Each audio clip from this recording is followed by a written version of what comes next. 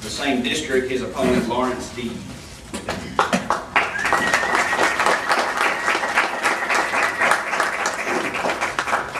I'll apologize first because I woke up this morning with a summer cold, so hopefully I can speak for a few minutes anyway before it peters out altogether.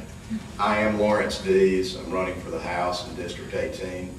I'm from Tupelo. I know a lot of people in the room, and it's great to have a chance to talk to so many young professionals at one time about the things that I feel are important to address in Mississippi over the next 4 years.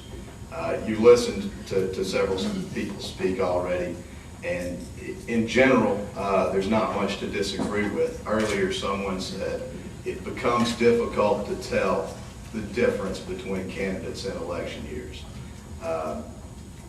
That's true, because what's important to the citizens is pretty consistent over time. People want a good quality of life. They want to live in a place where they can feel good about raising their families. They want good education for their children. They want access to affordable and good health care. These are basic requirements for a well-functioning society. And at the point we are now in Mississippi, this is a very hopeful time, especially in Northeast Mississippi. So many wonderful things going on. Toyota, the suppliers that are coming, the other businesses that are going to follow on the heels of those announcements.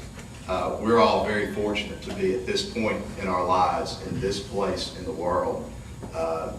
It's going to be an exciting next decade, and I'm very thankful. Now it's a matter of priority. What matters? We've heard talk about tort reform. That was certainly important, but it is done. We have the most stringent tort reform regulation in the United States. I'm a defense lawyer. I should know.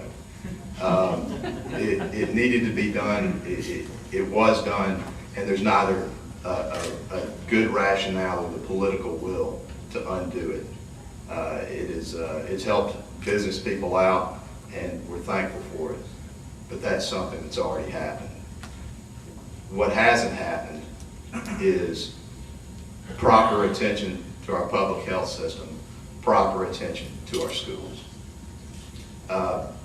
You'll hear a lot during this election season about how we've spent more over the last 4 years on public education than in any period previously.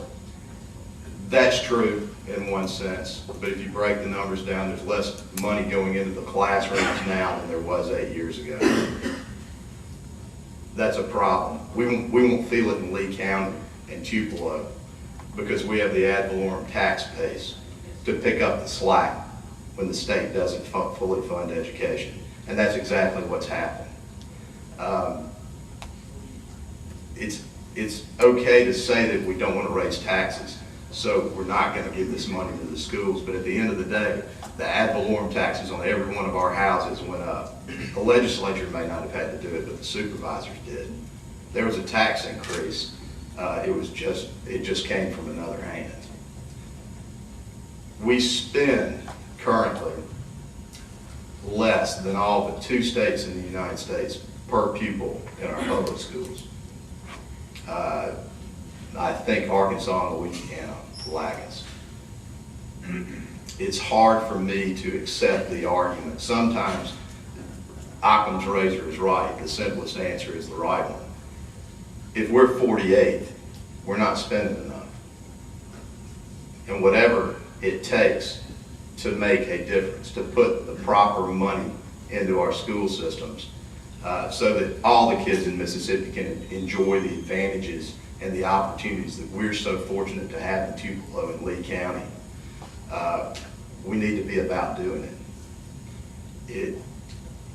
I also heard someone say if we keep making the same mistakes, we're going to continue to run into the same roadblocks.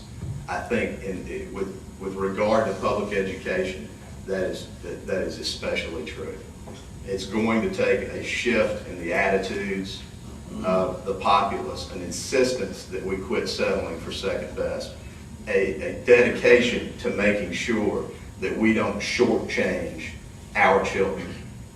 And I believe that it's our generation's responsibility to pick up that mantle and run with it.